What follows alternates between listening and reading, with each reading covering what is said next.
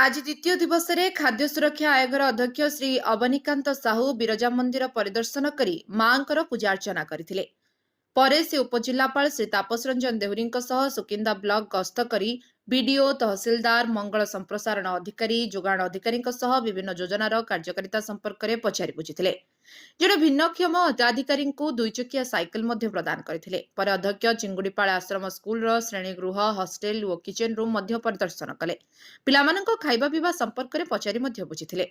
सेठारे पिलामानंको पई एक खेल पड़िया और डाइनिंग हॉल करबा पई विभागीय अधिकारी परामर्श देथिले एवं अंगनवाड़ी केन्द्र परिदर्शन कर लोकों सहित आलोचना करथिले। अंगनवाड़ी केन्द्र पई एक किचेन गार्डन करबा पई समाज मंगल अधिकारी परामर्श देथिले। जाजपुर अभिमन्यु मिश्र रिपोर्ट लिव लाइफ ओडिया।